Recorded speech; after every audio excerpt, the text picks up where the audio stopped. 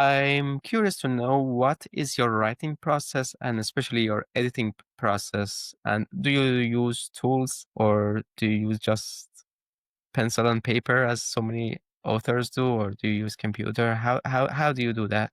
Computer is the answer. I've never been somebody who writes by hand, and I think it's a bit of a tired stereotype to always say writers are sitting in a cafe with like a quill and ink. And if you Google writer, it always comes up as like people sitting under a tree with a notepad and a pen. That works for some people. I'm just a Google Docs kind of guy. The process is, I suppose, different for like content writing and fiction. I think content writing and non-fiction writing I find much easier because it's practical and there is an end goal. You can easily visualize the end goal and write an outline and fill it out.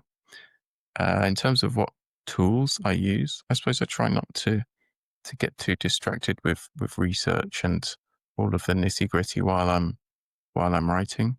And I think content, it's easier to dip in and out of it. Let's say you're writing a really comprehensive article or a blog on one topic. Feel like you can come back to it and fill a section in or, do something later without losing the thread too much. Fiction is difficult.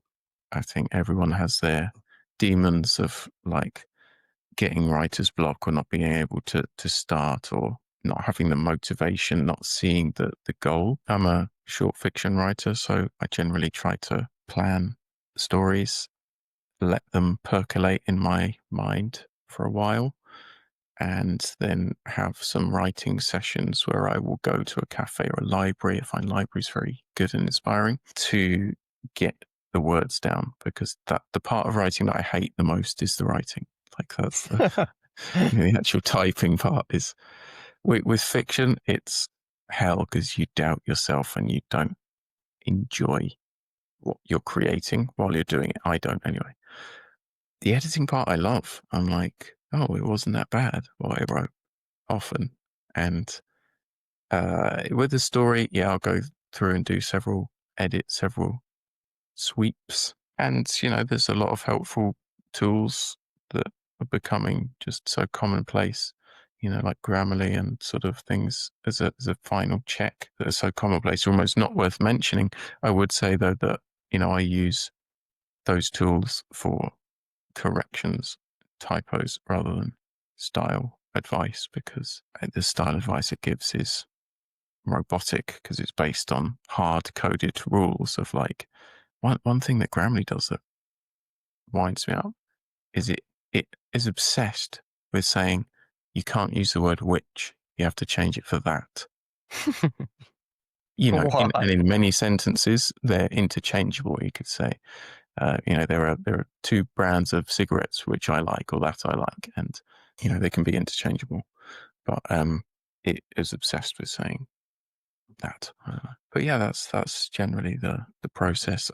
As a tip as well to people who want to get work done, I organize my working life and my general life in a digital calendar. Like, we all have Notion, or that's not calendar, but tools like that, or Google Calendar or iCal. And I find the general terror of having to move blocks of my time around makes me just do the work that I'm supposed to. Oh, I can't move these 2 hours onto a Saturday because then I can't go Oh. for a hike or I can't do this. So I generally like block out time to do things, and that helps me to stick to it. When you go to a cafe or you go to the library, do you go offline or do you stay online and work? I think going offline is a good idea.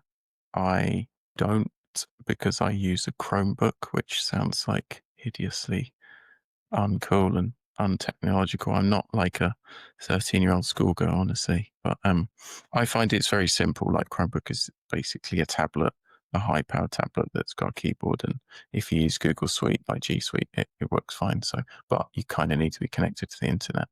So I generally don't disconnect, but yes, I think that would be a good idea. Well, to get yourself into the zone.